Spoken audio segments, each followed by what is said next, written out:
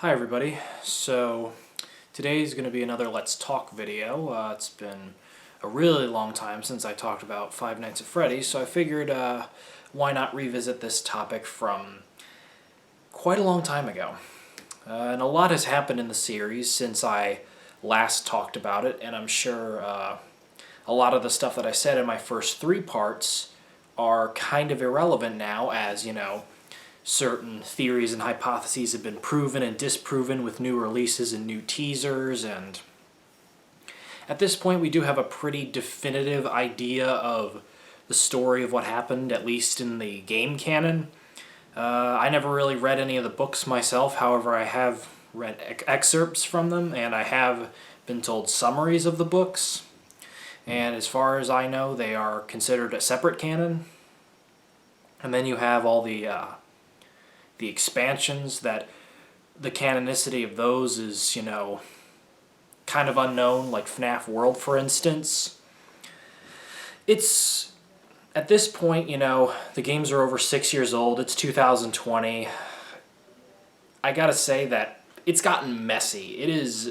It's just a giant hodgepodge of clues and story bits that some people, even still to this day, are still trying to string together into some sort of sensical storyline, and it can be fun, but at this point it can also be very mentally straining, Back when there was only 2 games, 3 games, 4 games, it was a lot more coherent, it was a lot more easy, Now sure, we can still build off of what we've already established from the previous games.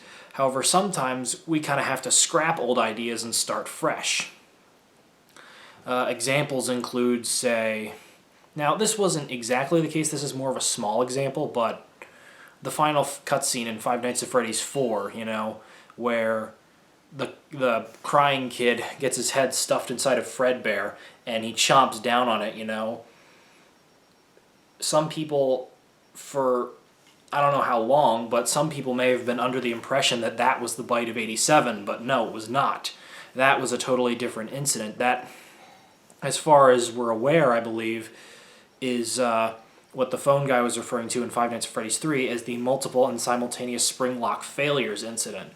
Because the bite of 87, that's pretty locked and loaded as Mangle having a malfunction on the last day that the Five Nights at Freddy's 2 location was open in 87, biting off the frontal lobe of Jeremy Fitzgerald, who had just been moved to the day shift from doing the night shift Monday through Saturday of that previous week. So there's that. And yeah, because you have the original 4 games, 1 through 4... And then it just kept going from there, because Five Nights at Freddy's 4 was denoted as the final chapter at first, but then it just, kept expanding, because we got Sister Location, we got Pizzeria Simulator, we got Ultimate Custom Night, and then, there's FNAF World, which is kind of like a spin-off game, and then there's also that Five Nights at Freddy's virtual reality game. I haven't really looked much into that one. And then you have all the books, you have rumors of a movie, there's just so many different aspects. And the game was super popular in its day. I was in 7th grade when the game came out, it was in August, and I learned of it, I think, in early September, right after school started. And I remember everyone at school was talking about this hit new horror game, and I looked into it. I watched my favorite YouTubers play, Markiplier, Yummy Mash, and Red Wolf, and all the other ones,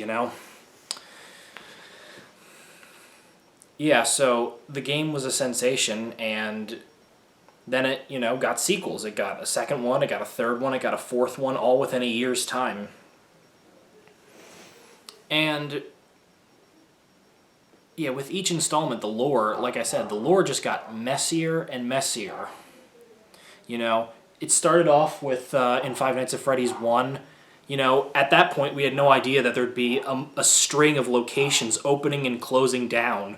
But then Five Nights at Freddy's 2 introduced that notion to us that there were multiple locations, because when people thought Five Nights at Freddy's 2 was a sequel, we just figured, okay, there's just two locations. The old one from FNAF 1 and the new one from FNAF 2. But then we realized that game was a prequel, that it took place before Five Nights at Freddy's 1 in a timeline sense. So then there was an established 3 locations, technically 4 if you count, Fredbear's Family Diner, which got a brief mention on it was the night 4 or 5 phone call, I think, in that game.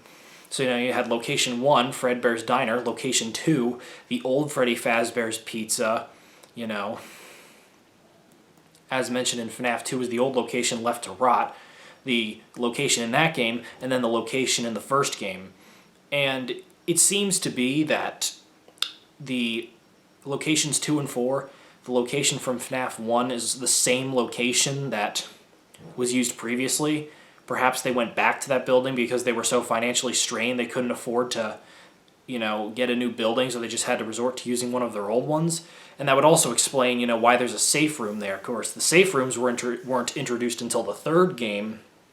How the safe rooms were, basically a room where, from a practical sense, having a room like that is kind of a dumb idea because, it's off camera, the animatronics don't know it exists, the customers don't know it exists.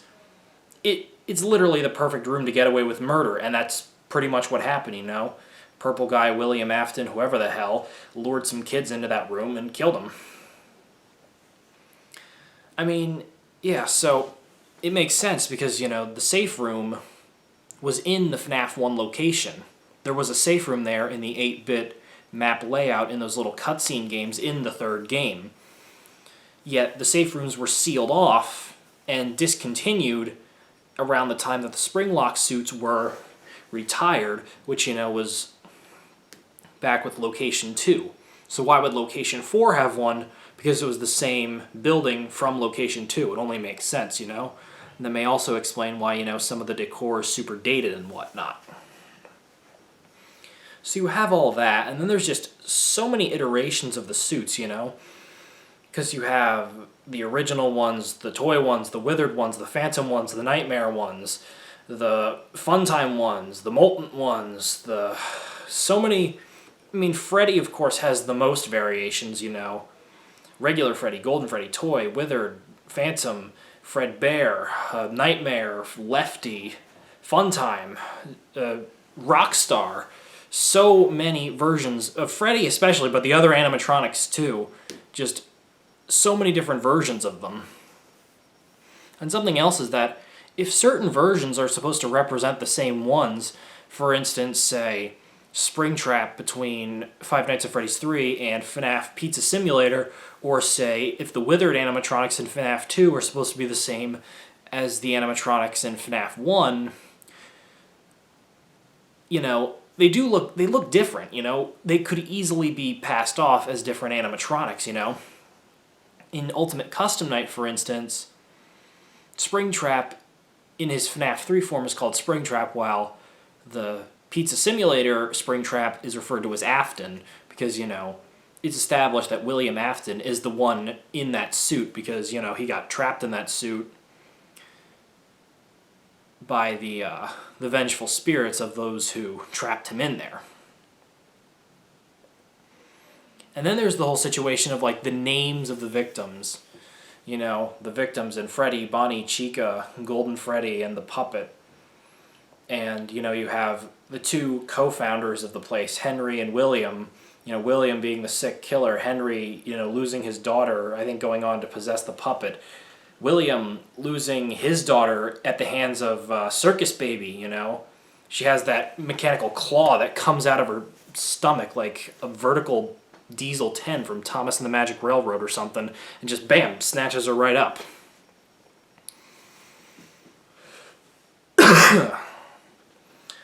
Yeah, and then William's son, Michael, according to FNAF 4, William must have had 2 sons, because he said, your brother's really scared, so the younger one was probably Michael Afton, and the older one, what his name is probably never given, as far as I know.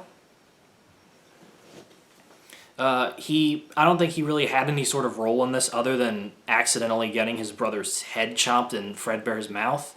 I might be wrong about that because he was originally presumed to be Michael Afton, but it was actually, I think, the younger son who turned out to be Michael Afton. Because, he got bit, he dies in the hospital, and then William tries to put him back together with the use of remnant, soul bits from the animatronics and the souls of the kids he kills, and then just other mechanical components, and brings him back to life as a robot. And then you have the whole thing in FNAF's sister location, where I think that might be Michael Afton going in there, doing all that stuff, because you have those cutscenes where, he's like walking down the street like... And you got that music playing, catchy. You know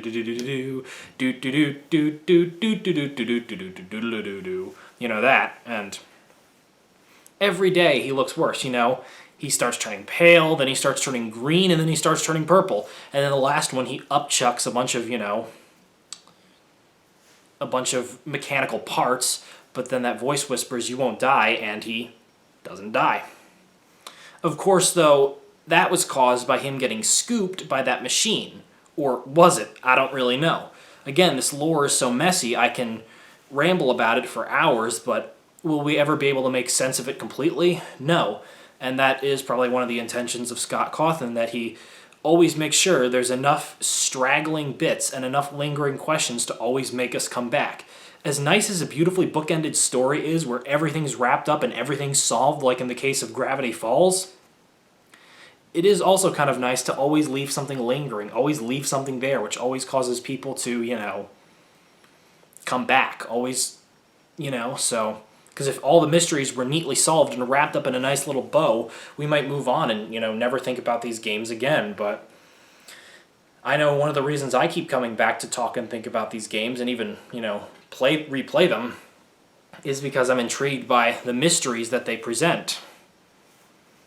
It's just, yeah, And of course you have the different canons, the book canon and the game canon. And whether or not they intertwine at any point, I'm not really sure. I mean, I watched a handful of FNAF theorists back in the day, including some of the lesser-known ones, and then some of the more popular ones, like Matt Pat on Game Theory. I know he's been bogged down with FNAF requests for years now. But yeah, it's just become a giant hodgepodge of lore clues and everything. It's a big mess, and to try and sift through that mess and put the pieces together can be fun, but again, at this point it can also be kind of strenuous. Now, that's not to say that it's a bad thing to do it. It's definitely a good thing, but I just prefer to do it in moderation because you don't want to overwhelm yourself, And you have them using all the different names, and then some of the kids who died sharing the same names, like Fritz and Jeremy being two of the kids that were killed by William Afton, also being the name of two of the security guards who worked at FNAF 2, Jeremy Fitzgerald and Fritz Smith. It's weird.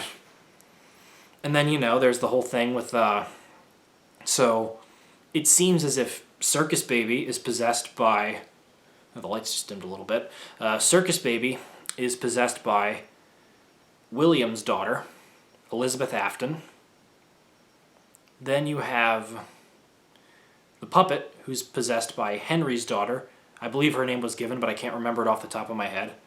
William's son, Michael Afton, he's not necessarily possessing an animatronic suit. He's just kind of a purple entity. He's like Purple Guy Jr. in a sense. William Afton is trapped inside the Springtrap suit after his own Springlock creation, blew up in his face.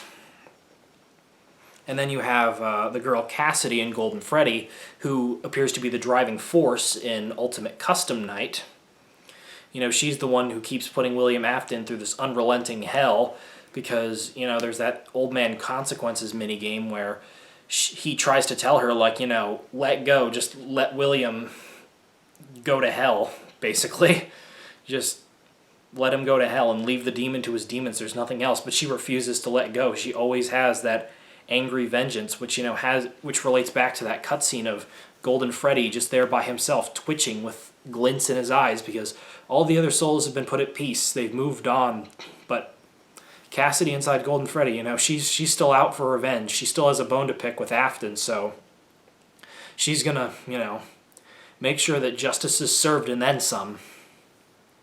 And then, of course, you have Sister Location, where Henry kind of sets up that fake job listing and lures all the animatronics there through the salvage thing that you do as the pizza tycoon, and then burns it to the ground.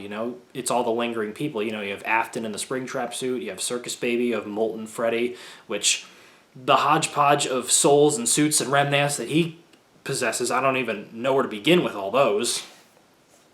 And then you have Lefty, which encases the puppet. Yes, there's a lot of bits and pieces to put together. There's just a lot.